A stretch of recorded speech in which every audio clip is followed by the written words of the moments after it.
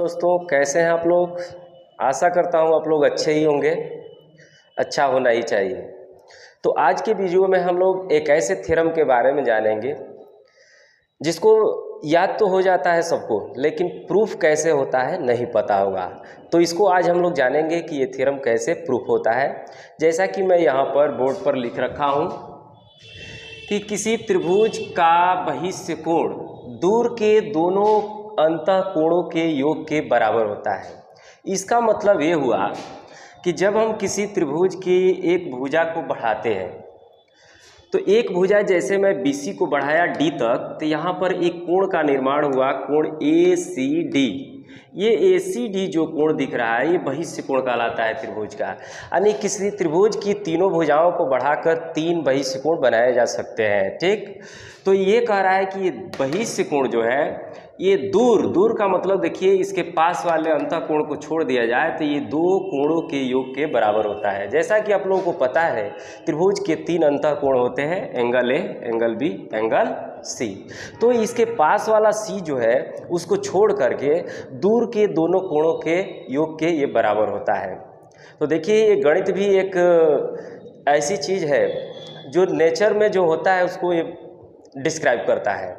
जैसे हम लोगों के दूर के लोग बड़ी पसंद होते हैं, पास के लोगों से खटपट होता रहता है क्योंकि पास में है तो होना ही है। उसी तरह ये देखिए, पास के कोण के बराबर नहीं है, अपने दूर के दोनों कोणों के योग के बराबर हो रहा है।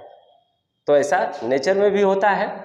तो देखिए, किसी थ्योरम को प्रूफ करने के लिए क्या क्या चीज़ें करनी होती है ये सबसे पहले आपको जानना जरूरी है। इसके बाद से आप कोई भी थ्योरम करेंगे तो ये बातें आपको याद आएगी।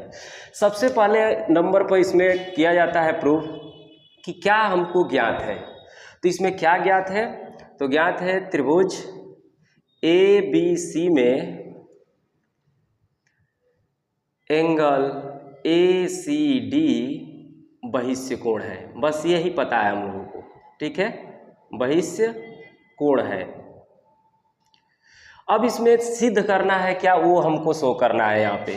तो सिद्ध करना है कोण ACD यानी एंगल ACD, ये वाला एंगल ACD बराबर angle A plus angle B, ये हमको प्रूफ करना है। ठीक है, रचना करना पड़ता है। कभी कभी किसी थ्योरम को प्रूफ करने में हमें रचना करने की ज़रूरत पड़ जाती है। तो इसमें रचना कुछ नहीं करना है क्योंकि ऐसे ये प्रूफ हो जाएगा। तो ये चीज़ खाली रह गया। अब उपपत्ति का मतलब होता है कि भाई सिद्ध क्या करें, सिद्ध करना है। कैसे सिद्ध करेंगे इसको, तो सिद्ध करने के लिए सबसे पहले हम ये देखेंगे इसमें कि लिखेंगे कि चूँकि ABC एक त्रिभुज है, एक त्रिभुज है, इसलिए angle A plus angle B plus angle C equal to 180 degree. ये पहले से हम लोग जानते हैं कि किसी त्रिभुज के तीनों कोणों का योग 180 होता है। ठीक है, अब इसमें हम दूसरा चीज़ क्या जानते हैं, तो चूँकि लिखेंगे कि चूँकि BCD एक रेखा है, एक रेखा है, इसलिए देखिए किसी भी रेखा पर, जैसे कोई भी रेखा हो ये, तो इस रेखा पर जितने भी ये कोण बनते हैं एक साइड में उसका जोड़ 180 होता है। इसको लीनियर पेयर बोलते हैं। तो आप देख सकते हैं BCD एक रेखा है, तो इस बिंदु पर दो कोण बना हुआ है, एक ACD और एक एंगल C। तो इन दोनों का जोड़ 180 होना चाहिए, इसलिए एंगल C, ठीक है, एंगल C